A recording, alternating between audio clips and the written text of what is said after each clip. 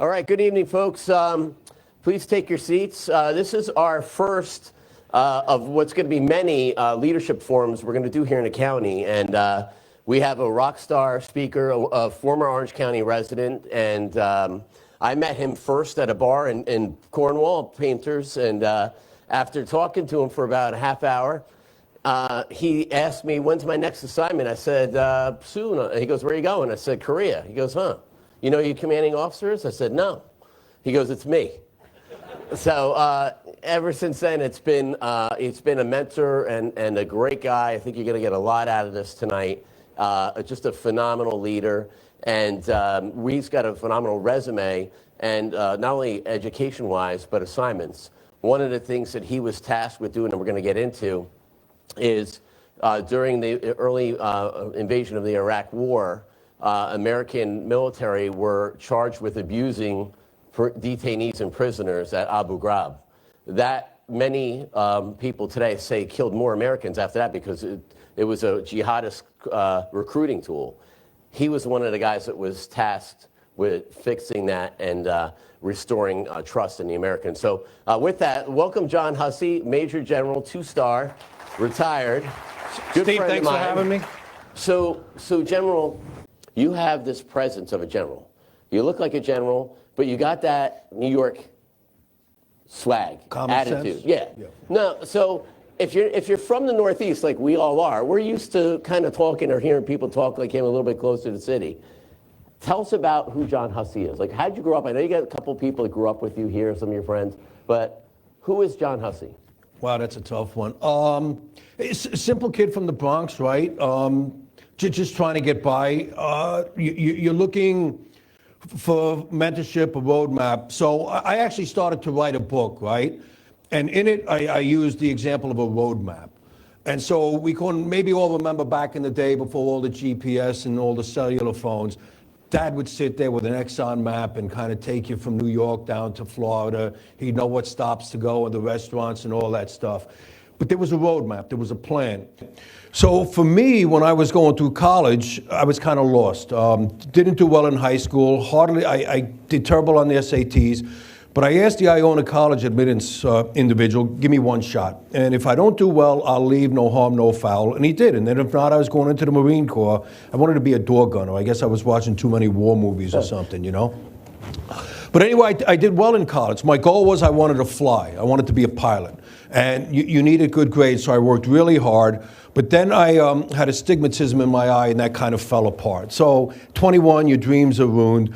I'm working in the New York State court system, and an individual there comes up and talks to me about this program called OCS, Officer Candidate School. So I said, all right, I'll try it, I'll like it. And I got into it. And one thing you learn with any organization is if you want to go there and just bide your time, right? I'm a sheriff, I'm a fireman, I'm going to come in Monday to Friday, do 8 to 4, and go home, right? And as a matter of fact, where are you? Brendan McDonald? We were just talking about that outside with certain organizations, 20% of the people do the heavy lifting. Then that's what you're going to get out of life. You're going to have to put more in. So I put a lot into the military, and it seemed the more I put in, the more they gave me, and the more I learned, and the more mentorship that came my way. And so I really enjoyed what I was doing, and I continued to pick it up. And the one thing, when I talk to parents about the military, right, they have this vision of, they're hanging out in bars, they're getting into bar fights and all this. Now, they do hang out in bars, nothing wrong with that, right? They're entitled to have a beer. But every single base you go to, all they push is schooling. Whether it's what's called NCOES, Non-Commissioned Officer Education System, or college credits, they want these kids getting their degrees. And that's what they're doing. And they're talking to these 20-year-olds, in some cases that have never had a male role model, to talk to them, where do you want to be in 10 years? And this kid, before he came in the military, didn't know where he was going to be in 10 minutes, right? What group he was going to be hanging out with. And they've given them structure, and they've told them to put a path forward, that roadmap in life.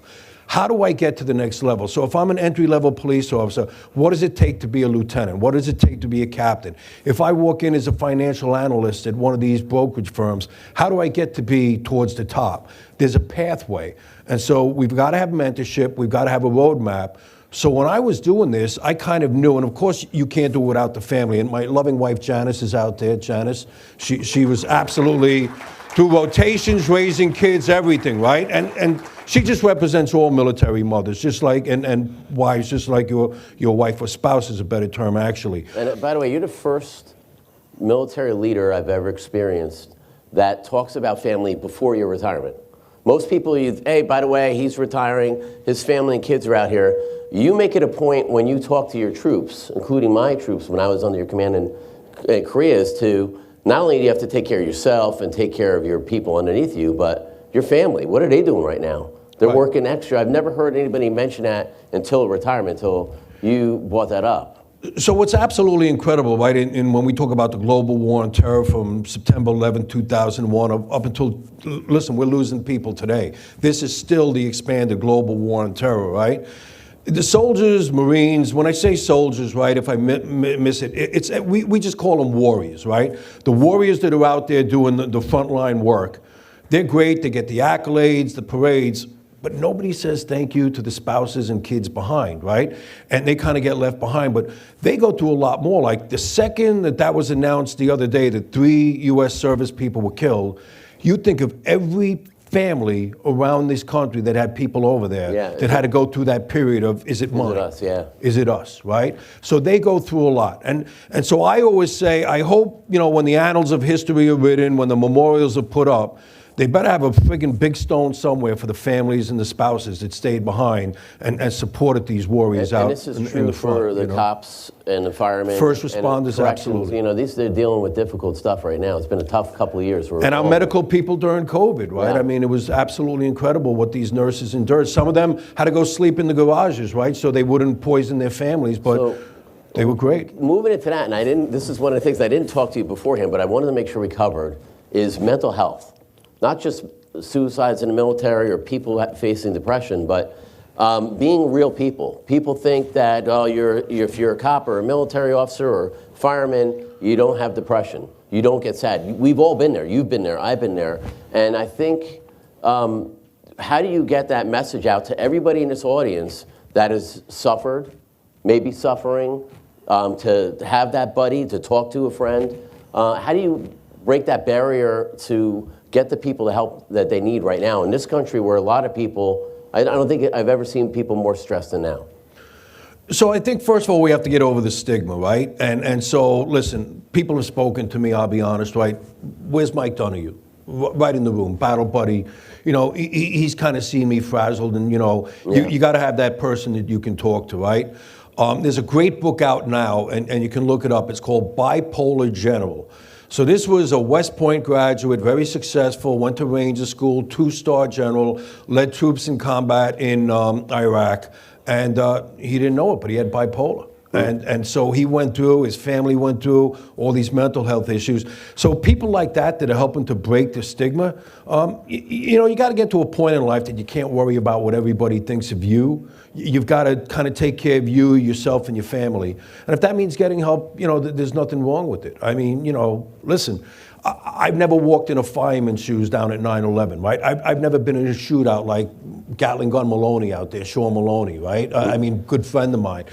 But everybody goes through it, and instead of doing what we did in the 1940s and 50s, where we have old-time veterans sitting in a VFW self-medicating 12 hours a day, that's not the answer either, right? So let's get them the professional help they need and move on with their lives. When you had stressful times as a general, whether like maybe you lost people or you knew you were going into a difficult situation, what is I like to run. My staff knows if I'm giving a speech, like before I came here, I go on a Heritage Trail and run before I do something to burn off stress. What is your solution that works for you for stress? Physical fitness, right? So I remember my wife years ago when I was a company commander, she had this first sergeant and they were talking. She said, just get him to the gym. Just get him to the gym.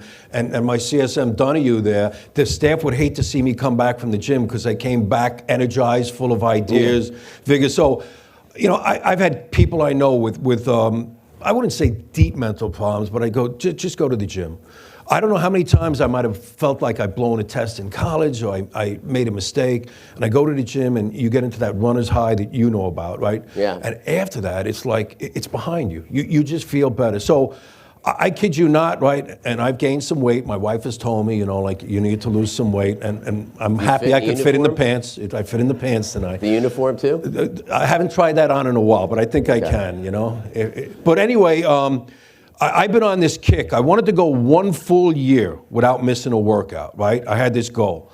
And 3 push-ups don't count as a workout, by the way. It's got to be like 45 minutes cardio, swimming, running, Nordic track elliptical, and then some weights, push-ups. And I do these, my kids call them neck-ups. They're crunches, but the kids just watch dad's neck move back and forth. I kid you not, I think I just finished year 14. I haven't missed a day. Now, I've had throw-up buckets next to me, but that is when my wife will know, get him to the emergency room, is when I missed a day of PT. And I do it, too, for the mental health, but also I'd be one heavy SOB if I didn't do this. Yeah, I'm the same way. So it's... One of the things we have, this building's incredible, the 911 Center. We started this thing called 311 a couple years ago. Darcy Miller, my social service and mental health commissioner, and our emergency services here. And it's a completely anonymous, and we've had 50,000 people from our community call and ask for mental health help or some type of help. So the resources, the confidentiality is out there, but I think it's changed since when you joined the service to now. A lot of things have changed. Absolutely, absolutely. And I want to hit on the next topic, and I said this to you, during the George Floyd thing, the crisis in the country and the fighting and the rioting, and even today we see a lot of disagreement. I say this on a regular basis. My experience is in the military, I've worked with everybody, all different genders, all different racial backgrounds, and we work great together. You might be different. It might not be somebody you normally hang out with. The military say, I remember when I went to Iraq, like, these are your 18 guys. If you don't like them, we don't care. We'll see you in a year. Go, good luck. And that's how it is. So I think if more people lived or saw like what we have experienced, they could see that we really can all make this happen. Cops know this for the most part. Firemen know this because I'm going to speak at a police graduation tomorrow. They're all races, they're all sexes, and they're brothers and sisters, like your troops are with you. You've seen that grow and change in your career. What is your perspective on that? Well, I have a few, right? So let me go back. Let me digress a little because I think it's important. I did a tour in Bosnia that forever changed my way of looking at this, racial, ethnic, and everything else, right? So everybody knows about the Holocaust. We've seen Rwanda. We've seen, all causes and man's inhumanity to man, I like to call it. I've been to Dachau a couple of times. I've been to Buchenwald, and those are actual concentration camps, that the Nazis ran. And I give the Germans a lot of credit, because when you go back to World War II, right, the Japanese are basically in denial. They've never apologized to the Koreans for turning a lot of their women into sexual slaves. A lot of animosity in China, a lot of animosity in the Far East based on Japan, but not Germany. And so Germany has taken in a lot of migrants that have come in, to the Balkans and even Ukraine. But they've kept their concentration camps open. And I remember we were going to Munich. I was teaching at a place called Oberammergau, the NATO school. And my wife was there, and I said, let's go see Dachau. And you could see a German class coming through of non-commissioned officers because they wanted to show these young troopers what their forefathers did, right? And the mistakes that were made. So here we go. You never think you're going to see this again, and we're in Bosnia, right? And it's different here in the U.S., right? I can look through the audience and I can pick out an African-American, a Latino, or a white person, Caucasian person. But I had a difficult time in the Balkans. You can't tell them apart.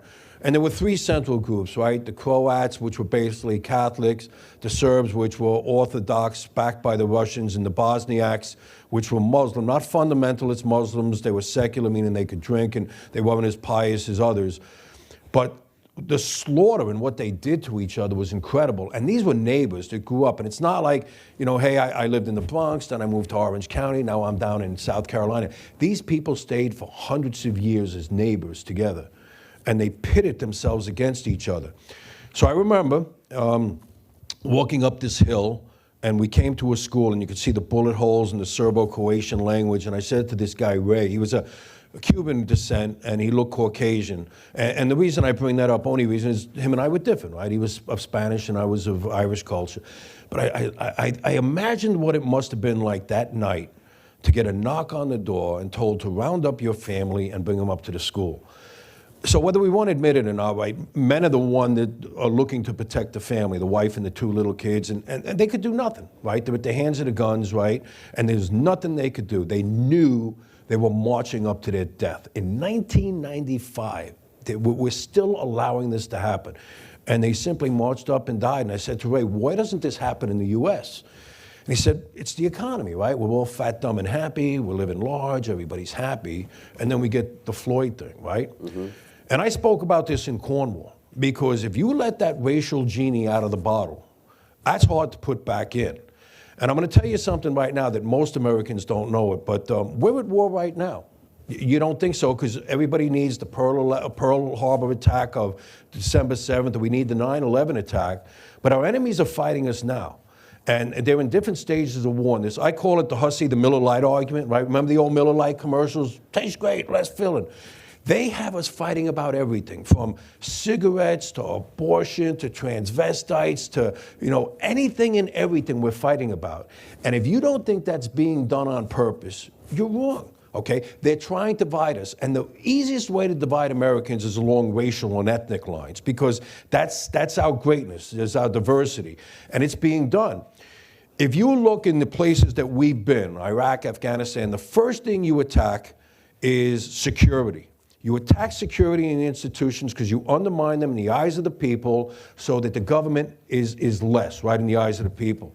So in some other speech I was given, or a class I was teaching, I looked, and I challenge anybody, go out on Google and Google this, and look at the Pew surveys, right, about our social institutions, Congress, the President, Supreme Court, academia, the media, medical, first responders, and look at where we are in 23 compared to 20, and then go back. We continue to go down. And it's a concerted enemy effort for us to lose faith in the institutions that are American, and they're undermining our government as we sit here and speak. And no one in the know is going to tell you different. The people sitting in the Pentagon are talking about this, in the different alphabet agencies. It is deliberately being done, and we're allowing it to happen. Instead of looking at each other, and I have what I call the 95% rule. Mm-hmm. And excuse me if I'm talking too much, but I'm strong on this subject, and I'm glad you brought it up. What's the 95% rule? So the first thing everybody wants is peace and security for their family. In America, we'll rebuild. You have a big fire, an earthquake, a tornado, a flood, hurricane. We'll rebuild. We'll stay in Cornwall. We'll stay wherever on the beach, and we'll rebuild. The only time that we're going to pull out and leave is when we don't think we can secure our families. And you've seen that in other countries, right? The Ukraine, Bosnia, Rwanda, that's when refugees start, when people can't protect their own families. So that's the first thing all over the world wherever I've gone, whether I've sat with detainees in Iraq, generals in Afghanistan, wherever I go, that's what the people want, security. The second thing they want is basically opportunity. They want the chance to go to school, have a nice house, have a jet ski, a yacht. There's a million things you can put in the bucket. Good health care, everything, right? Nice restaurants. So people want that. And then the last thing people want, right, especially as you get into our generation, I'm looking at the demographic here, you want your children and grandchildren to have a better life than you did. So instead of going around and looking at, he's a Democrat, or she's a transvestite, and this one doesn't look like me, and looking for the differences, why don't we start at the 95% we agree on, and then we'll worry about the 5% we don't. And so we've gotten to the point that we go right for the 5%. We're not going to get past that. And so I have some very good friends, and Janice listens to this on the phone. I'll be honest with you. I'm probably a little to the right, maybe a little more to the right, okay? And that's okay. Some of my friends are to the left. We don't need to talk about that subject. Let's talk on the stuff that we agree on. That matters, like you said. Just get on with life. And we don't agree, okay? We don't agree, So it's funny you say that about Iraq. When I was there, my guys were in charge of hunting ISIS. But while we're in a mess hall, there was cops from Italy, Spain, and the United States in the mess hall with all these U.S. troops. And they were there to train the Iraqi to create a police force because it had just liquidated it when we overran the government. So that is the basic fundamental, the security. You move yourself through the career. You get tasked with one of the worst jobs in the world, coming into Abu Ghraib prison. American troops abusing the detainees, and creating chaos, recruiting tool for Al-Qaeda, and then later on ISIS. Al-Baghdadi was probably in your prison. The leader of ISIS was probably in that prison at some point. We were the in process, and so I think he probably tapped somewhere in Abu Ghraib. I think he said when he was definitely in Buka, though. I'm going to pass it to Buka. He said when he left, I'll see, next time you see me, I'll be in Manhattan. And, he was not a good, so just tell us how you get put into a job like most of these people, whether they're lawyers, working for, maybe they're a police chief or a fire chief or a line officer or a business owner, you get put into a really bad situation. Not your choice? Or did they say, hey, we got a job for you, Hussey? It just happened to be in the rotation, right? And, so I'm in the rotation and it goes, but ran along some hiccups and obstacles the other way, right? And I'll just be honest, on YouTube, I was going to use an adjective, we'll leave it alone, but some idiots in my way that, had threatened, hey, you know what, we will relieve you. I didn't see too many people volunteering for this job, to be honest with you. And my CSM, Mike Donahue, he's an Orange County resident, former New York police sergeant. He was what's known as my command sergeant major. So a big round of applause to Mike, because all the credit does not go to me. Mike was a very big part of Abu Ghraib, but and Mike knows what I'm talking about, and it'll be in my book. I was told to remove the names, but this one guy saying, very cocky, like, I haven't decided if I'm going to send you. And I kid you not. Nobody else wanted the job. And I was like, I've always liked a little adventure and challenge. And all Mike and I wanted at the end, because we were working for one tough guy, fair guy, but tough guy with high standards. As a matter of fact, today working out at 4:30 in the morning, I was watching a movie he recommended to prepare for this. Put this down in your little book. It's on YouTube for free, 12 o'clock high. Talks about standards and discipline, going back to basics to fix organizations. And the only thing Mike and I wanted at the beginning of this was not to be relieved, not to be sent home embarrassed, right? That we couldn't do the job. But the greatest thing that we got was good mentorship, good leadership in Iraq. And it was something I was never used to in my career, because everybody works for a boss, right? Everybody in this room has a boss. And the worst thing is to have a boss continually stick his finger in your pie and tell you the way to do things. And I never experienced anything like it. I had full autonomy, I had full command. There was guidance given to me, but it was like, I remember at one point I was running into some difficulties, and the commander goes, John, what else can I do for you? And I said, I need you to throw this person off the base. They were gone in like 2 hours. In the reserves, it would have been, well, let's sit down and let's examine this thing, and let's look at this. And what if the person files a complaint against you or goes to the media? You're in combat, it's a whole different game. The commander on the ground is running the operation. And Mike used to say, and I agreed, that was our chance. We played in Yankee Stadium, and it was so tough to come back and go back to the minor leagues, right? Getting on the buses and, sitting there and drinking out of Gatorade cups and stuff, We played in the major leagues, and it was fabulous because we had great generals. I just spoke to one of them, retired General Brandenburg, the other day. They let us run our outfit. And listen, they followed us. It's not like we had full autonomy and we could just go quick. But we were following the guidance and the commander's intent that we were given to the letter, and we made it work. I know you wanted to talk about this, and I think this is a big lesson because I think Steve is going to hand out some literature. Yeah, I was going to get to that. I think Danielle, are you handing them out today? Okay. So one of the things you brought up in the meeting with some of the county leaders was this thing called Hussey's rules. Everybody has rules. Colin Powell had a set of rules, which you and I know well, but you have a very unique set of rules, which I think is applicable to really a little bit of anybody who's in some type of boss job, whether you're running a coffee shop or a battalion. So you want to talk a bit about them? Yeah, I call them Hussey staff rules. It's how a staff functions. So in the military, right, you have the commander, you have someone in charge of personnel, intelligence, operations, logistics, and it can go on and on, right? Computers, lawyers, all this. And the biggest problem with a staff, right, is they don't talk to each other. They're kind of stovepipe. So the one does his thing, the three does his, but they have to cross-communicate, right? And there could be a lot of ego and stuff and divisiveness, and it's all on personalities. And you've got to get them to work together. And the way to get them to work together, right, is to see past themselves and look at the organization and the mission that's bigger for them.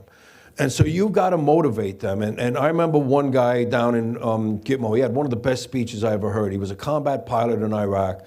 And it's long days, man. It's some long days, and these kids were doing 18-hour days, getting planes ready and all, and cannibalizing parts from one jet to the other, and they had nothing left. And John Ring, just think about this, right? You're tired, you got nothing left, you got grease on your face. He said, guys, we got another mission, and we got to get it up and running. Remember, those kids down there calling for fire, the same kids you played high school football with, they were the same kids in your homeroom, and they need us now, and we can't fail them. If you don't get goosebumps hearing something like that, I can't let these kids down.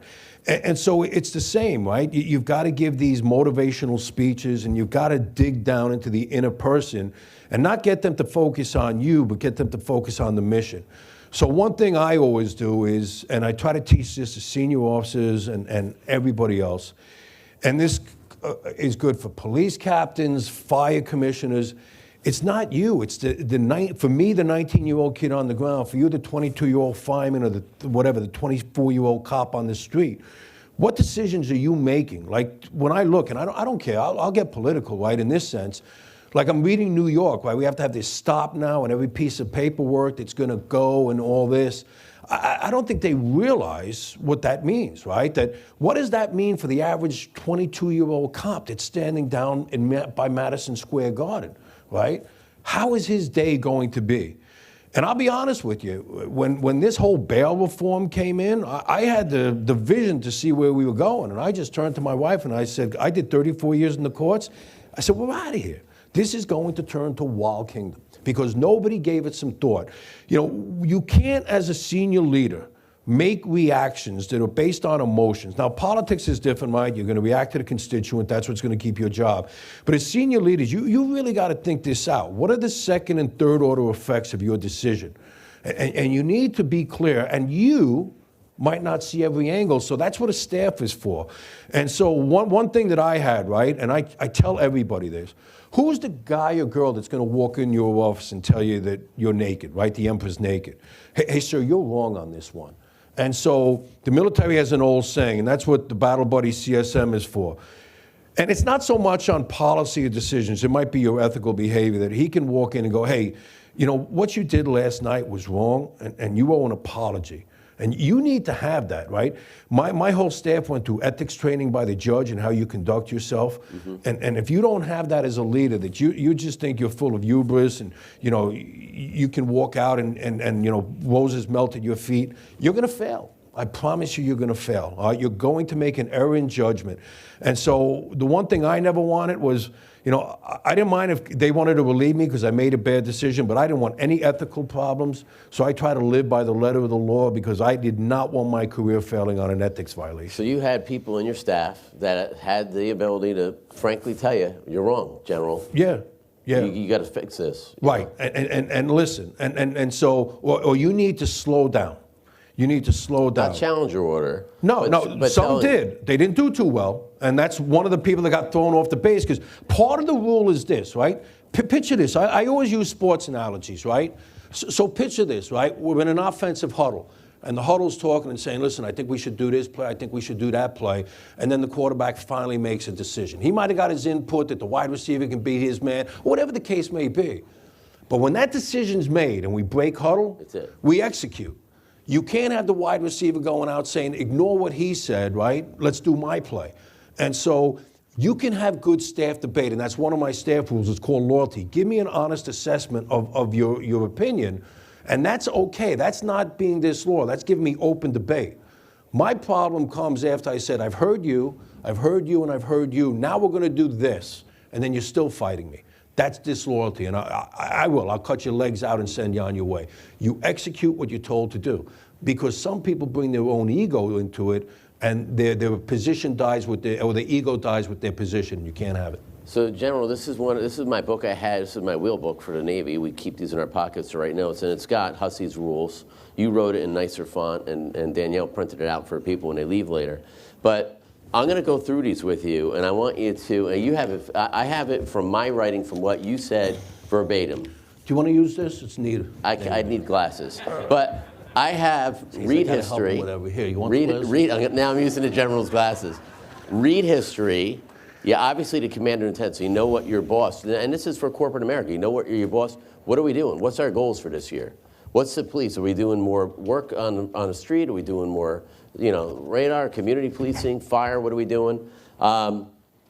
You mentioned, and these are my notes from you talking, have a clear vision. You are the maestro and they are the orchestra. You said this. Right. Do you want to get into, here's another great one, and Colin Powell references too. People are watching you, and it's and perpetual optimism. You want to talk about those? Yeah, so let's talk about a few things, right? So I think I quoted Harry Truman, right? Every reader is not a leader, but every leader is a reader. You need to read, right? So, because you don't know what you don't know. And I'm going to tell you right now, if anybody here thought that Abu Ghraib was bad, go back to the 1950s and read about EPW operations at Kogido. Abu Ghraib looks good compared to that. They had a general that was taken hostage basically at knife point and held for 80 hours. It was the biggest flop of the war. You had another general signing concessions to the North Koreans saying, oh, okay, we won't beat you up anymore if you let him go. So you're admitting to the world that you're beating him up. It was a disaster. I didn't know about it. So what I'm trying to do now, and after we finished at Abu Ghraib, is I asked my staff to write. So I've written several articles. Another major Berry that was just unbelievably tactically efficient, wrote articles, and we teach, right? So that's really important. But you've got to. Did you put this out to your people too? Oh, yeah. So you say, hey guys, this is an article, you should read this. It's a good read. Well, it's in there, yeah. So poor Donahue, he knows this. I had a reading list, right? Hussey, everybody in the military, the senior officers have reading lists, but I had my own reading list, right?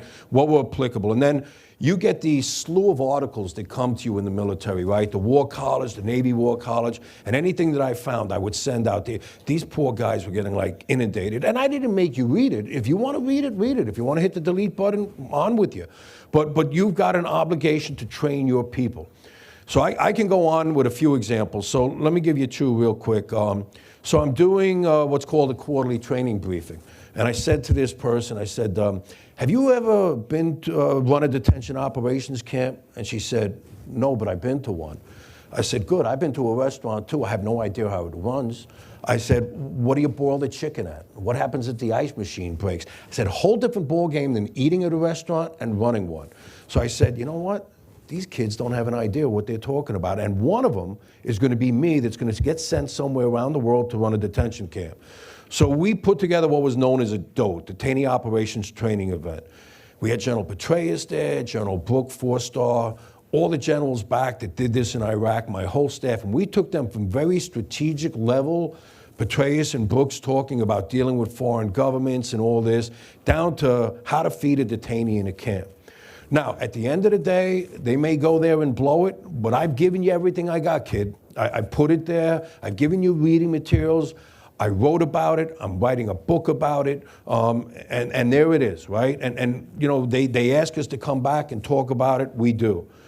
Another time I'm in Afghanistan, and I've got this Command Sergeant Major Hansen, great guy. And he was a correctional specialist. And we start talking to the young 19 and 20-year-olds about rules of engagement, when they can use lethal, non-lethal, what they have to do before engaging a target. These kids were clueless. And I said, you know something? If one of these kids kills a detainee and winds up in Leavenworth, that's my fault. And his parents sent that kid to me.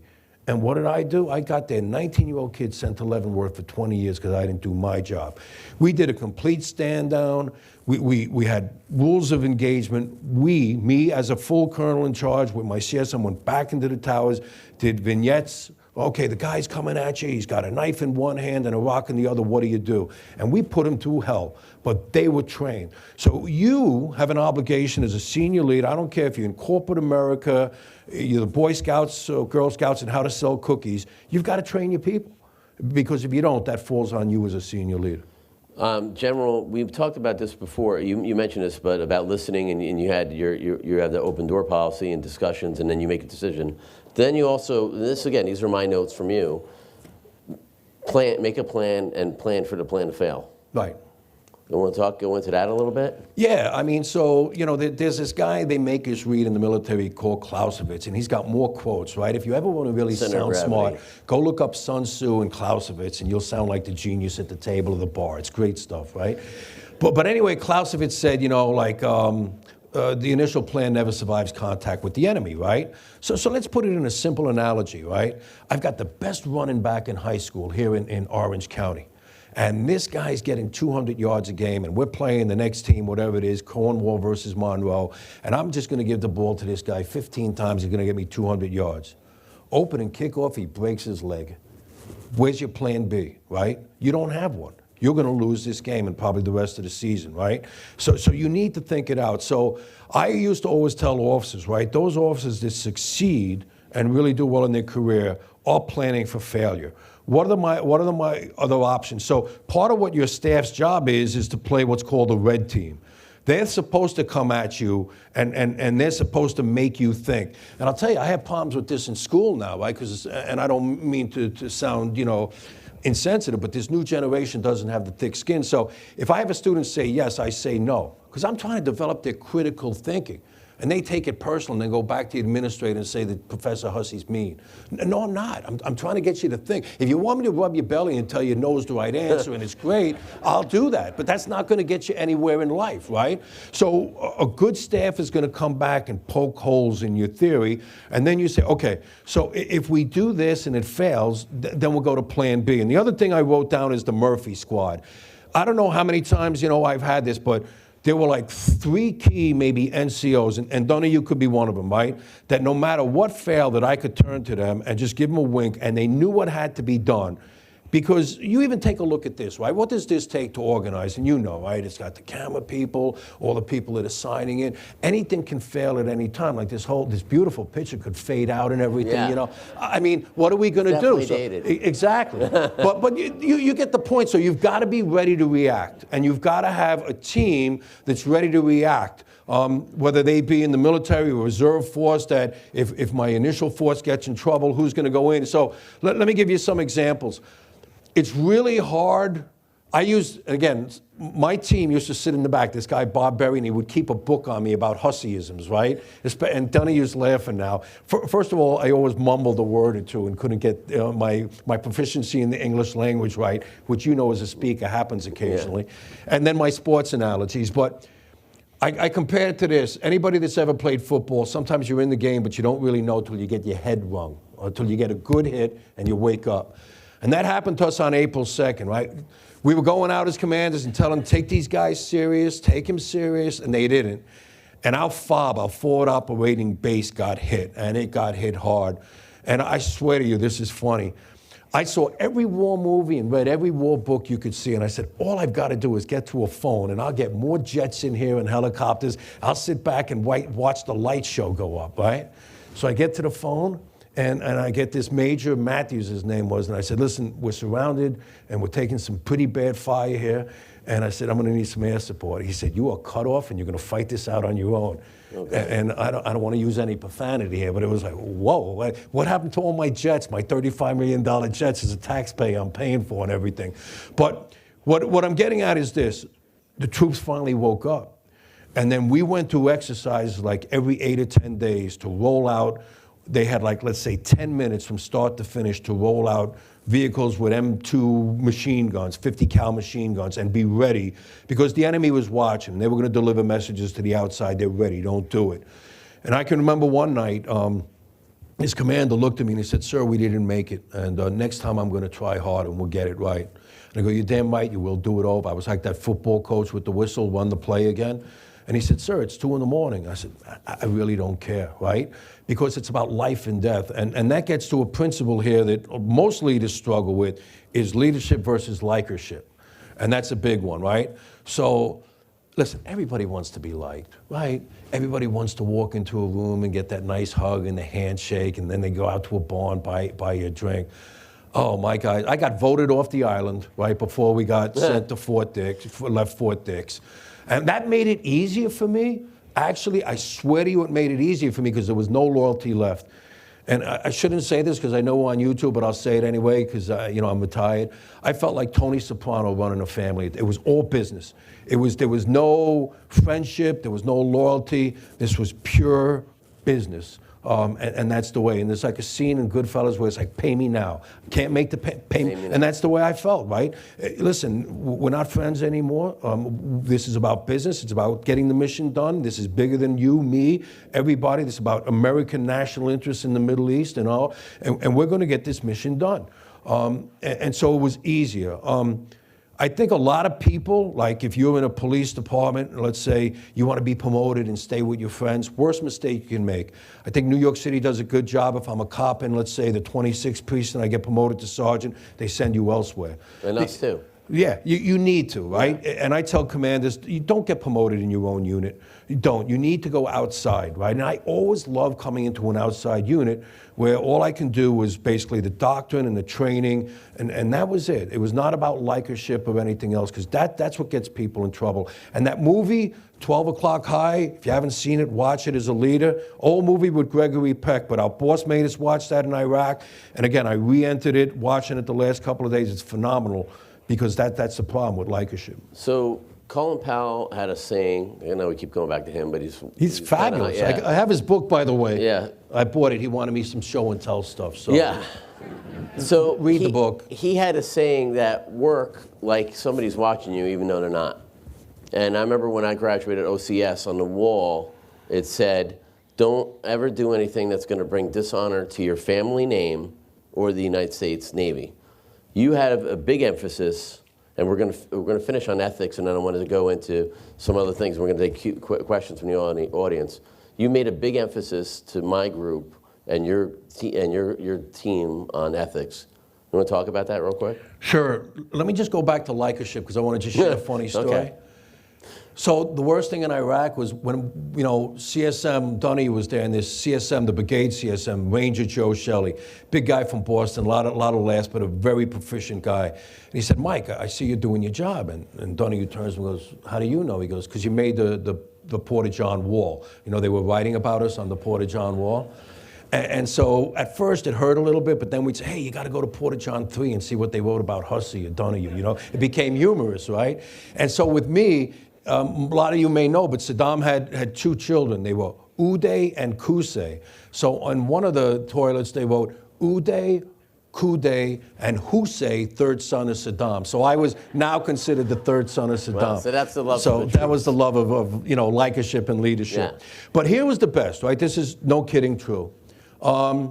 Mike has said this before, and we were just I lost a soldier in Iraq. It was very hard. Jim McNaughton, American hero, first New York City cop killed in Iraq. And his dad was a great guy. Never held me, the Army, or Mike, or anyone responsible for his son's death. And he recently passed away from 9/11 cancer. He was a canine handler down at the tower. And we met a lot of the soldiers that years ago didn't probably appreciate the way we ran business. But now they were them, and we'll talk about that, right? They were the they now. In other words, I'll get into it in a minute, but they were senior ranking people. And now they understood why we did what we did, because they went back on another deployment with a unit that wasn't as disciplined and well-trained as us, and they saw the ramifications. So that's another key thing. How many of you sat there as cops or firemen or whatever you were, right? You're 21 years old and you go, boy, they're screwed up, right? Our bosses don't know anything. Well, remember, as you move up the chain, you are the they now, right? You're the same people when you were 21 that you complained about. Now you're in charge. So you need to think of it in that realm. But let's go into ethics, right? So there was an old saying, and I had to change it here because of political correctness, but I was told years ago, there's three things that'll get you in trouble as you move up. And this is with any organization, right? Booze, bucks, and it was said broads, right? And I know that's a slang that shouldn't be used. I understand that. I'm telling you what was relayed to me. And women, too, in high positions, it could be boys, right? In other words, it's sex, right? That'll get you in trouble. So I knew that. And listen, I'm going to be the first to tell you right now, you want to take me out drinking, I'll have a lot of fun with you. And I can put some Stellas and Heinekens away, but there's a time and a place for everything. And I never drank in my two-star outfit. I think one time we went on one quarterly training brief, and I was around a bunch of senior guys that broke their back for me. So I bought some pizzas and Heineken, and that was it. It was a very closed group, and I had a couple of beers and went to my hotel room. I would not drink because I always said to myself, if I'm going to lose my career, I'm not going to lose it because I'm drinking, right? And I don't know how many police officers you see or fire officials or even politicians, right, that do it. So I'll give you an example. I'm at Guantanamo Bay, and I didn't really drink. I didn't drink out at all. I drank in my room, watched college football, and then the next day, instead of leaving my container of beer out front where the garbage men would pick it up, I actually went to the other side of the base to dump it because I didn't want people standing there and going through my garbage, right? Not that I was embarrassed, but that's the world I was living in. So one night after St. Patrick's Day parade, I decided to go into the bar at Guantanamo Bay. I'm 57, kind of look like the way I am. And I go up to order a drink, and two girls buy me the drink, right? Buy me my round. Damn, when I was 23, I couldn't get two girls to buy me a round. Now I'm 57, slightly bald and chubby, and I'm a super stud, you know? But people believe they are, right? So I said, I can't have this. So let me go to the other end of the bar and buy them back, because a journal shouldn't really be accepting beer from people. So I went to buy them a round, right? Plus, it's an Irish thing, right? You don't take a round, you get someone around. All of a sudden, some other girl starts talking to me, and I just looked and I said, I'm out of here. This doesn't sound like, is this reality? This is reality, right? But it's not. Only in Great Gitmo can But it's not reality, right? Because they're not about John Hussey. They're about the power, right? And if you allow yourself as a leader to get sucked into that, your legacy is going to be in shame, right? In front of your family, your peers, and that's the way your career will end. Money will end your career quick. I lived, frugally in my own budgeting. And I spent the government money, even when I came here, right? I told you, I'll pay for my portion of, because I'm staying another day. The taxpayers shouldn't do that. And you can't, violate that. So there's nothing wrong with staying in a Hampton Inn, right? I don't expect you to stay in a crack house with hookers outside. I'm not saying that. But if you're staying down in the Waldorf in Manhattan for $575 a night, when you could have went 30 miles south and spent 112, that's an abuse of taxpayer money. So I didn't believe that. So we spoke about those. So you've got to live ethically. And again, I had a Jag, and anything I kind of did, even if I took a gift, I had to go through my Jag, show him the gift, a T-shirt. I kid you not. If a troop gave me a T-shirt, I had to send it to my JAG for him to do a legal review and give it to me in writing in case I got audited. I accepted a St. Patrick's Day T-shirt, and here it is, right? And I'm okay with living like that. I was fine with it. I just wish other people would live like that, and I think our country would do better. But live ethically, and if you can't, just have your people come in and say, sir, what I think you're doing here, you're going to get yourself in trouble. And if you don't have that set up, you're going to get in trouble. I'm sorry. So I got to keep rolling with you, General, because I want to leave time for Q&A. All right. I'm going to say speed dating. Let's go. Your favorite book? Jeez, many. I love Charlie Wilson's War. Just finished a few good books now. Read this book, and he's on YouTube, Dr. Sean McFate, New Rules of War. Watch him on YouTube. It'll talk about... He didn't predict this, but everything he wrote about is exactly what Hamas did on the 7th. We are not going to see these large-scale combat operations. They're going to be sneaky wars. So put your seatbelts on and watch. What was your worst experience in your life? Biggest failure, worst experience? Death, right? We've all lost people. I lost 2 brothers when I moved to South Carolina. I watched one brother die on a table. Another was when I asked Janice out and she turned me down, right? This is my love. But the best experience was she came around to her senses, God bless the woman, and here we are 33 years later. But you're going to have, but here's the deal, right? I got to say this. There's an iceberg I use, and on the tip of the iceberg, right, everybody sees all the trophies and the awards, but underneath the iceberg is all the failures. Michael Jordan not making his high school team. Billy Martin and Mike Tyson's mother was a prostitute, right? I went before General Officers Board 7 times before I made it. I applied to John Jay's PhD program 8 times. Now, I am not the smartest guy in the world. I'm not the most handsome, but my wife will tell you, I am the most resilient son of a bee you're ever going to find. I just don't stop, right? I'm going to keep coming at you, and you've got to learn to be resilient, and you're going to find failure. That's okay. How do you respond to that failure? You got to pick yourself back up and get on your feet and go. That's life. There's a comment saying never meet your mentor or your hero because you'll be let down. Who are some of the people that you looked up to? I mean, that you look up like this guy was that guy or this woman was that person? Well, I just caught out of the corner of my eye the Mannion family. So Mannion's, Vinny and Brent, how are you? Vinny's a 9/11 cop, couple of tours in Iraq. So how are you, Vinny? Yeah. So But hey, so we should all have mentors. I had some great mentors.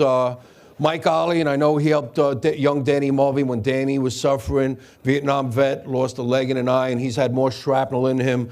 I mean, but he never gave up, right? Fought hard. He was a good mentor. A gentleman named Frank Hughes. I lost my father when I was 16 in high school, and you talk about a very depressing time. I was very, very depressed. But Frank Hughes was a New York City cop, and he kind of took me under his wing. Judge Nelson down in Rockland County, and I say this, I put this in the book, he was an African-American judge. And, hey, what do you say that, John? Because he was in a county that was basically lily white, and he won cross endorsement. Everybody loved him, Democrat, Republican, conservative, liberal, because he taught me, as I got older and more senior, the finer parts of life and how to treat people. He treated everybody with dignity. He was such an ambassador for the person he was. I watched him treat women like pregnant reporters. He would just stop court in the middle to make sure they had time to go to the bathroom. He would talk to jurors, and they are like humans, where I saw others just move them through like cattle. But he actually cared about the people. So that was a part that I had to progress on and learn, and he taught me that. So one of the things, and I think it's important mentioning, is I have what's called the good, the bad, and the ugly list. And I did this as a commander. Hey, someone in your, you're a sheriff up here and someone's kid gets into West Point, make a phone call. Congratulate the family, right? I was at Gitmo and I met this E4. I said, how's your day going? He goes, great. My wife just had a baby and this poor guy couldn't be there. I said, can I call your wife? I mean, I'm a one-star general. I'm not full of myself, right? I've had babies. Not me personally, but my wife did. But call the person. Then the bad, right? Someone had a car accident, someone had surgery. And then always, I had 14,000 soldiers under me as a two-star general. I couldn't do the good list all the time. I tried the bad, but I always made time for the ugly, and the ugly was death. And whenever I lost a soldier, I took 20 minutes on the phone, off my schedule in a back room, to listen. And guess what? And I'm not picking, I'm not getting political, but Joe Biden made a mistake when he dealt with the Marine families that were lost in Afghanistan when he spoke about Bo. And I understand it. But they were there to talk to you about their loss, right? And so you've got to, as a leader, just be quiet, go on mute, and listen to what they want to tell you about their young daughter or son. You've got to make that call. And it's hard, but you've got to do it. Okay. I could talk to you, I told you, before we came on here for 3 hours. Tony, we're going to go to Q&A, so how are we running this? Raise your hand, we'll give them a mic. Okay. So if you have a question for the general, just stand up, or don't be shy, and just give your name and say your first name and what your question is. Don't be shy. It always takes the first one, right? Yeah. All right, Christian, all right. All right. Iraq veteran. General, how are you? You mentioned Gitmo. I was there in 2002. When were you there in Gitmo? I was in Iraq in 05, 06, but... So Gitmo was 18, 19. But thank you for your service. I appreciate it. As far as what would you say about Gitmo? It's been not in the news so much now, but again, that's a detention facility, and obviously there's a lot of controversy around that, how it was run and stuff like that with your experience. So Gitmo is a very controversial subject. I would say this, right? I would say that, first of all, and they are probably the best cared for detainees in the history of warfare. I think it's $1 million a year for each one. It's incredible, right? Yeah. The ratio of medical doctors and everything. So I am not embarrassed as an American citizen in front of the world to say how we're treating them, okay? They would have people, family members down from 9/11 that would come down there for the commissions. And I always made it a point to sit with them, have breakfast, lunch, whatever it was. Not because I had to as a general, but I felt like these were my brothers and sisters because I was a native New Yorker. And I actually ran into people I knew, right? And they haven't got their justice yet. And I don't know if they ever will. But, we have some people in there, and this is open source, so I'm not giving you anything. But one particular is KLM, right? This is the guy that masterminded the towers. And people talk about letting him go and all. You let this guy go, and he'll fill up, Met Stadium with 80,000 jihadists that will all throw money at this guy, and we'll be right back where we were. I don't know what the final solution, and I know that's a bad term, I didn't mean it in relation to the Holocaust, but I don't know what the final answer is as far as what we're going to do with them. And this is the new set of war that we're at, right? And McFay talks about this. That's why I'm strongly suggesting you look at it and become educated. Because we're dealing with a lot of non-state actors and potential mercenaries in years to come. These drug cartels have enough money to go hire almost armies, right? We have submarines coming to the Caribbean dropping off cocaine and fentanyl in this country. And we've got a problem where a cartel could basically hire a brigade of so well-trained special forces from around the world to go ahead and take over some of these countries. It's dangerous, right?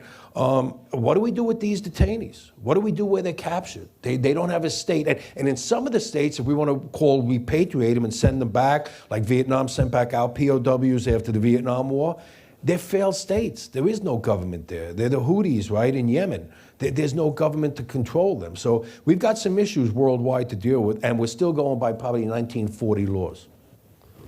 Other questions? I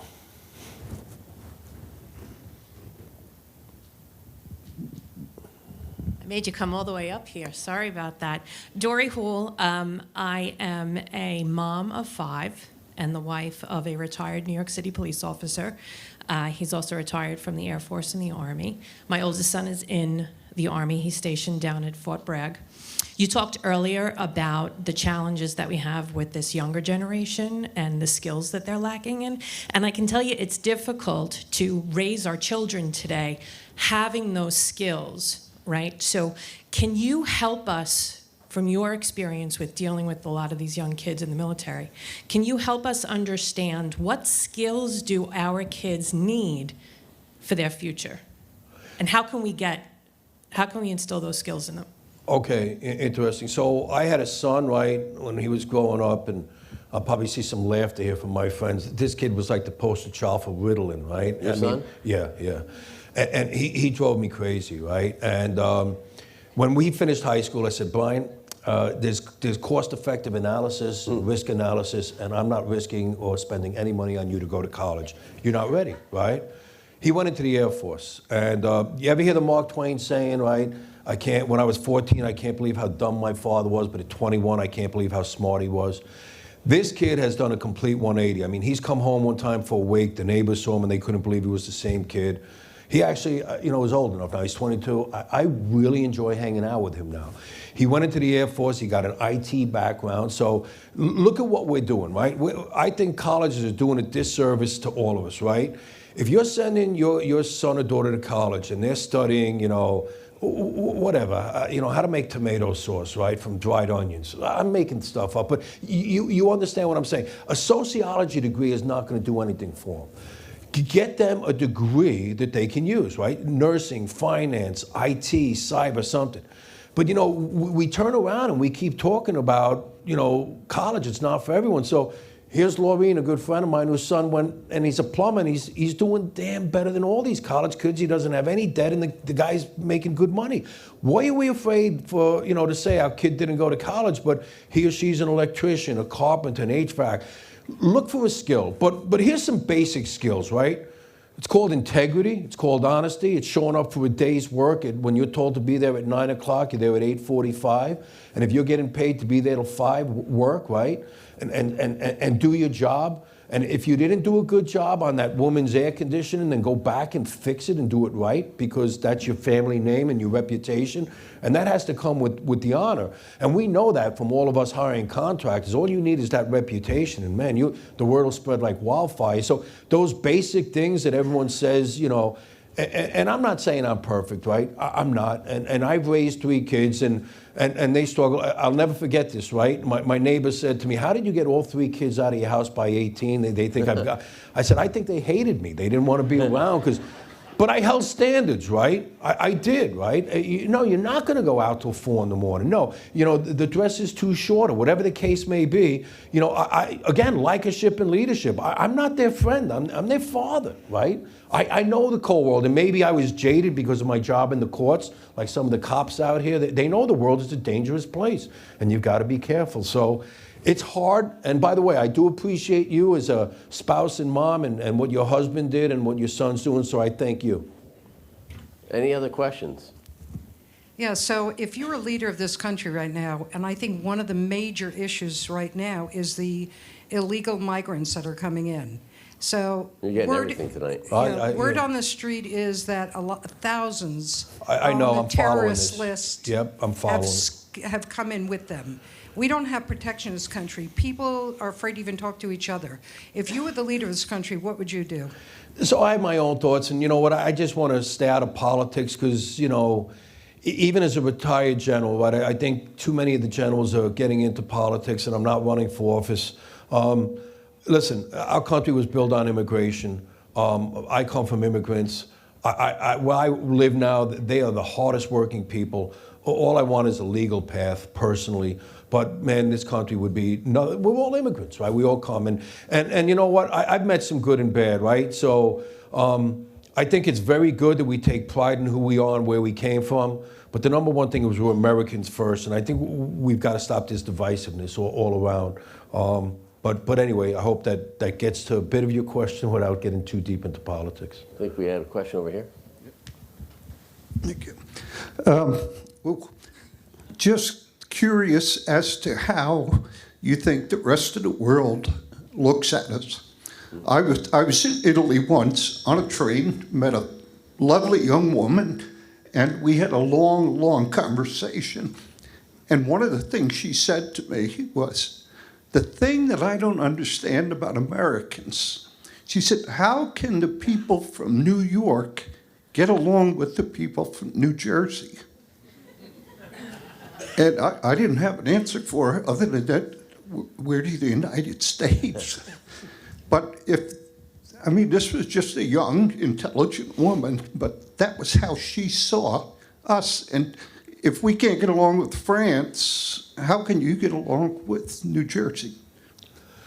Yeah, it's not easy, right? Again, we've gone to the division.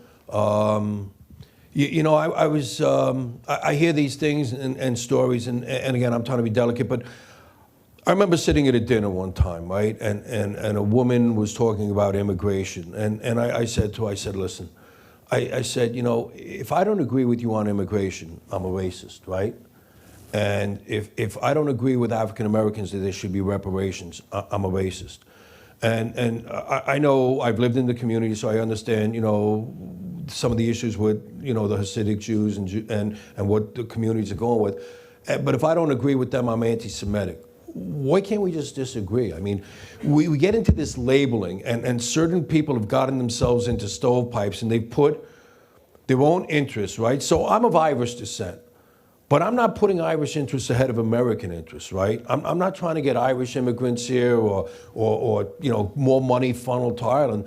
I'm concerned about the United States. And I think that's the thing we need to do, is stop worrying about every interest group and division, right? And so the things that, you know, I heard somebody speak years ago, and I don't want to get into the draft, but one thing about the draft that was good was you would find very poor people from lower socioeconomic classes sitting with people now today that might be investment bankers, but back in the day, in the 1950s, when they were 17 and 18, they all went through the same thing, right? They had a common bond. And we're breaking those common bonds now, and we're getting, you know, all into racial issues and sexual, breaking down those barriers. And I go on LinkedIn, and I'm so tired of reading like, hey, first purple-haired guy to, you know, go into space. Why not just, hey, another good American has gotten in? And I've also heard the argument why we do that, right? So years ago, minorities were cut out. So they had to form like their own bar associations and things like that. But I think we've become more open today, and we're more accepting. For example, when I was in the military, I didn't think that having homosexuals in would be accepted. But I think that was more for the senior ranking, but the younger generation didn't have a problem with it. And so we're melding, we're going on, and that's what we need to do as Americans, I think. Any other questions? Nope, we got two in the back. Well, Hi, we already got the Kathy mic. Stegenga. I'm going to bring it back a little bit. I know we've talked about our kids and some of the directions that it's going, and I think every generation, when we look at our kids, or even us looking at our parents, didn't think we knew where we were going. So you have a room here that is very successful. A lot of them are, you know, have come up in the world, all of us, right? And we all had parents. But how would you recommend that we, as leaders and people who are successful, actually become the mentorship for those children? How do we do that? And if you have younger people here who are just starting out with Working Up, how do you get them to actually approach someone for a mentorship? That's a great point, right? So I think that comes from the leader of the organization. So in the military, it's just understood. So I don't know who we have here, but if we have, let's say, a fire chief here or a senior, and I know I met the sheriff before, but maybe take some of your lieutenants or sergeants and say, listen, I want you to mentor them, and sit down with them and literally come up, where are you now? And where you're going to be in 5 years or 10 years. Let me tell you how I see it. I need you to go back and I need you to get your college degree. I need you to become competitive. For example, I'm using a police scenario here so that we can try to put you in for the FBI Academy or the Naval Postgraduate School for Homeland Security and lay out that plan with the 22-year-old young, sheriff here and say, this is where you can be at 35. You can have your bachelor's degree, a master's degree and an FBI graduate, and that's going to put you on the path to compete maybe when I retire in 8 years, or whatever the number is. You get the point I'm making. What are teachers doing, right? When a new 24-year-old teacher comes in and there's a teacher there for 32 years, are we taking that teacher, or are we just like, well, I'm interested in my own? No, we have an obligation to mentor, right? And so, going back, right? I was coaching football once, and I had a neighbor that was really into the football. And I said to him, this to me is not about the football. This to me is about when that kid turns 17 and there's no father home, and he got some girl pregnant, and he has no one to turn to, that maybe he can come back to the coach. And so I dealt with a situation one time in Cornwall where another coach killed himself. And just because of my military background, people don't know what to do. I drove to the house and sat with the 3 boys and spoke to them, okay, and offered some guidance and mentorship. And that's what we need to do, because it doesn't start with big government, right? Joe Biden's not going to fix this, and I'm not picking on him because he's any president. Donald, it's going to start at the grassroots community level. And Steve, what you're doing here is exactly that. You've taken the initiative to have, not me, John Hussey, but him and other leaders to come in and speak and try to offer their perspective and what they've done in the past. So mentorship is a key, but you've got to be willing to listen. Like for me, that was a tough part, but I do. And one of the things I wrote, as a senior person, I still have a mentor. I'll still bounce ideas off people. The strength is this: I get to make the final decision. Some people think it's weakness to ask for guidance. It's not, because I get to make the final decision, and that's the strength that I have, okay? And I'm good with that. I have a thick skin. So great question, but what are each of us doing in our community to mentor people? That should be the question we walk out of here with. We have another question? So this one's going to piggyback or go back to the 95% rule. On my way over here, I got my 11-year-old son, and I reminded him, if he knew it, that he had someone in the military, in both sides of his family, that go back to the Civil War up to about a couple of years from now, serving this country in any war and conflicts that had come up. Where or how do we get to the point where we can increase recruitment numbers? In the military today, our numbers are down. So the one question is recruitment numbers, and that to me is that part of that 95% rule. The second question is the same thing.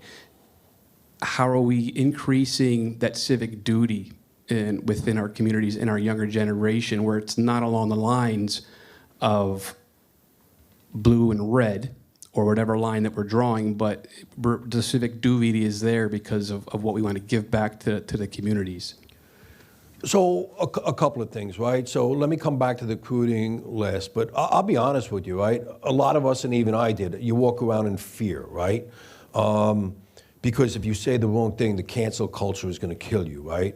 If I say I've got my First Amendment right back. People tell me that all the time. But if I was back in uniform, and this is on YouTube, and someone didn't like what I said, they're going to write to Secretary Lloyd Austin, get rid of him and all. We can't do that, right? Humans are not perfect. So if I stand up in front of a group of young people, and I've done this in football, right? I remember giving these kids a speech one time, right, about there's nothing like driving the ball down the field and ramming it down the team and winning. And I had these kids all pepped up, and then I saw the fathers come at me, and I'm ready like, okay, here we go. But they were like all cheering, right? But today, right, everybody wants to get involved with somebody else to tell them how to do it, but nobody wants to volunteer to do it. So we've got to get over this cancel culture. We're not all going to agree. So if I get up and teach, your kids something, and you don't like the way I did it, don't try to get me fired. I'm volunteering. Does that make sense? Okay. So I think we got to get past this. The recruitment piece, I kind of like it, right? There's this individual the Army always brought in, and he speaks about the Marines. The Air Force comes up to recruit, the Navy, the Army, and they talk about it, and they're encouraging people and everything. And the Marine recruiter gets up and he looks at an audience like this and he says, you know what? I don't think any of you can be Marines, so forget it. And then he's the guy that everybody goes to see because he's challenged them, right? So when you look at it, the Marines have really not gotten away from their fundamentals. They've definitely changed since, I started in basic training in '84, but they're the one, unit that stays with it, And right? they're meeting their goals. And they're meeting their goals. People want to be challenged, right? And I don't think we're challenging, where we are. We've gotten away from our fundamentals and our principles. And I also think my personal opinion is senior leaders need to stay out of politics, because I'm on LinkedIn, and no matter where you come down as a senior leader, what you say, you're either going to get the left annoyed or the right annoyed. And so, when I look at it, they say there's only 1% serving. Let me give you some stats, right? 1% of this country serves. If I lined up a football field right now with 100 people from 18 to 24, 75 have to step out of the room. I can't even talk to you. You're not qualified. You're overweight, you're on drugs, you have a psychological problem, an arrest record, whatever the case is.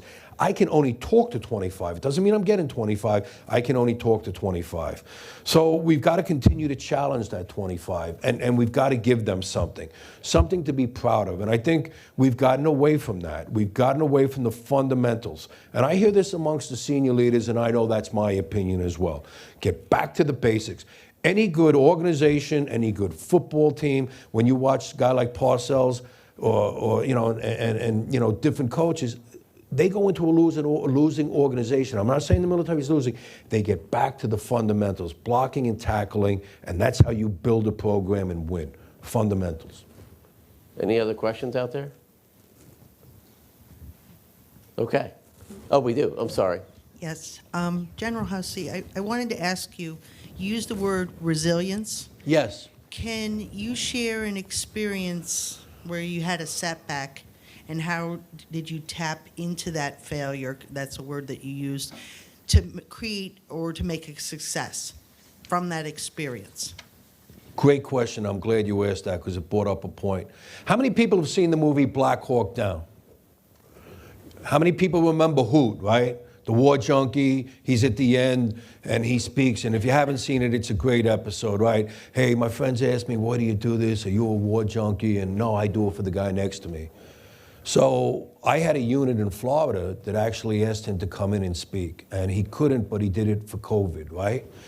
This is the guy. And if you ever saw Black Hawk Down, man, there was nothing left. These guys were done. And who spoke about that, right? He spoke about the moment when he got down, right? And this is it. I'm not getting out of this. And you can sit there and go, woe is me, woe is me. And I've never been in that situation with Hoot, so I'm not comparing myself. I want to be 100% clear. But I've been in some bad situations, right? And you've got to have something internally that brings you back in and says, I got to get on with this, right? So it could be death, right? It could be death in my family, but we've had death in Iraq or bad instances in Iraq. And you mentioned it before, they're watching you. So if I'm sitting there on a rock and I'm sitting there, woe is me, what is everyone in my unit going to do, right? I've got to get out there because I'm representing them. And if they see a fighter and a winner, then they're going to want to have resiliency. The other thing that helps build resiliency for me, right, and this is the truth with sports and working out. So I always loved these people, right, these joggers. I used to love to run. I can't. I've had 2 knee surgeries and I'm old, but the surgeries have killed me. But I love to run. And I used to love the runners. I can't run in the winter. It's too cold.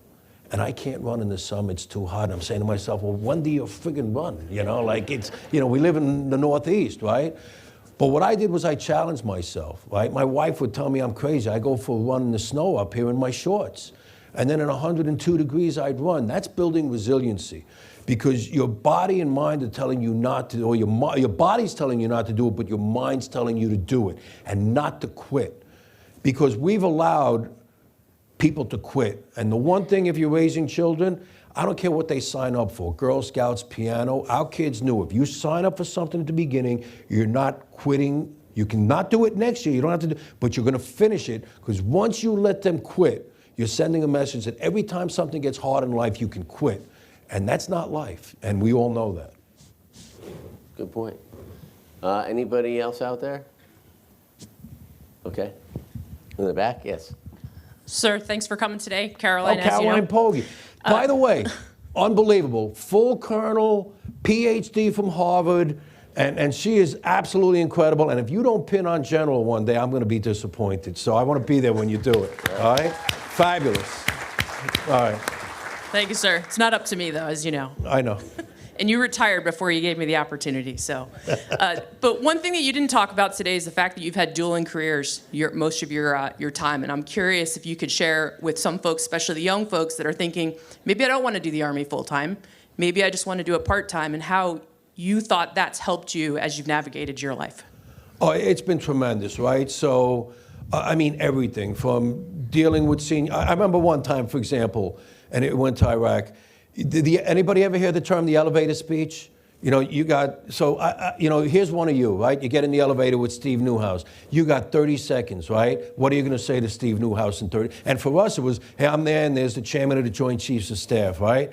So I got used to, like, when the helicopter landed at Abu Ghraib and the two-star jumped off, right? And he wants it straight, 45 seconds. What's it going to be like, right? And so you give it to him. And there's Bob Fritz. He was my deputy and chief clerk in Rockland. But Bob, I remember one time Alan Shankman got off the elevator, and I was taking him to one of those dignitaries, and it was like the military. He's walking in, and I could see he kind of picked it up like a general. I said, all right, sir, you're going to walk in there. There's 8 judges to your left. You have some dignity here, the dignitaries in the front. And it was great, but you just got so used to it. But everything you did in the military, from briefings and putting away and writing. So we have an acronym in the military, BLUF, right? So I worked with lawyers, and they could take like a simple sentence and turn it into 47 pages because they get paid. I explained this, by the way, to the county attorney the other day. He's like, what the heck does this mean? I said, Bluff? Yeah, I said, we're going to start using this. Yeah, bottom line up front, right? Yeah. You know, the shorter you can be, the better it is, right? So just give it to me straight. And that's the way. But, you know, how to deal with people, how to talk to people, how to bring in and counsel people, how to lay out, as we spoke about mentoring. So it's been great, but the dual career is Janice too, right? So I had a big position in the courts. I was what's known as the chief clerk to senior person. And you know, listen, I'll be frank, right? It was tough going from the military and telling people what to do, and then babysitting 7 egotistical judges. Not all of them, but the majority of them were, right? Incredible. I mean, I ran into 4-star generals that had maybe the geographical area of Europe that had less of an ego than you know, some of these attorneys I was dealing with. Incredible, right? And they knew how to treat 50 people. of them, I think, in the audience. Oh but my anyway, God, you know. Not many, right. but there are. God bless you. So, all right. Does that help, Caroline? All right. Any other questions out there? I remember when in Iraq, there was at least the biggest chunk of people that were with me were New York City cops. Second biggest chunk were deputies from around the state, and then state troopers. And I always said, if everybody said, are you happy with your life and the decisions I made? And I said, yeah. And I said, if I had to do it over again, I would have been a cop or a fireman and joined the military earlier. I joined in my, you know, after 9/11 because I worked in the World Trade Center. If you could do it all over again, you happy the path you made? Yeah, like I said, I always wanted to fly, but my wife has taught me things work out for a reason. So here I could be a pilot sitting there as a captain, or I retired as a 2-star general, you know, with a lot of combat experience and living through history, right? I lived through history, not just me, but anyone, Vinnie Mannion, Caroline Pogge, Mike Donahue, you, and all the other veterans. We've lived through history, right? I don't have to sit on a rocking chair and say, what if? It was done. One thing I want to turn back, because you asked a question real quick. So when this whole... your alibi. What's that? And this is your my alibi, because he's rushing me, but this is a good one. No, this is good. George Floyd, when that happened, I was commanding military police. And I don't know how these guys went from heroes to villains overnight. And I compare today's police officers to what we did to the Vietnam vets, except we don't have 25 years to make it up like we had the war between Vietnam and Desert Storm. These individuals on the front line right now. And so anyway, I could see how so many people, even in the military, turned on the MPs, and I spoke on their behalf, right? I said, these were our heroes that on 9/11 went into buildings, they were here for COVID, and we're not turning our backs on my MPs. And I made that clear, and I wasn't popular, but I did not give a damn. They needed to be stood up for. But at the same time, right, I also had African-American soldiers in my ranks, and I said, guys, I'm gonna ask you a favor. A lot of times the JAGs will tell you what you can and can't do. I said, I'm asking my police officers, don't come to battle assembly, to drills, and flaunt your police shirts. And I'm asking a lot of my people that don't have the same view, don't come to drill with your Black Lives Matter shirts, right? Let's take this tension down, at least in my command. And you know something? I had no complaints on that, because I asked them from the heart, let's get on with the mission, the organization, and respect everybody. And they all did it. And sometimes that's just leadership, right? That we need our elected leaders to do that too. Let's bring our people together and stop dividing. Major General Hussey, thank you for joining us today. We appreciate it. And we miss you in Cornwall and Orange County, but I know you have so many friends around here, you're never going to permanently separate yourself from Orange County in New York. My second home. It's great to see you, and we thank you for your service and your time tonight. Thanks a lot for having me, Steve. I really appreciate it.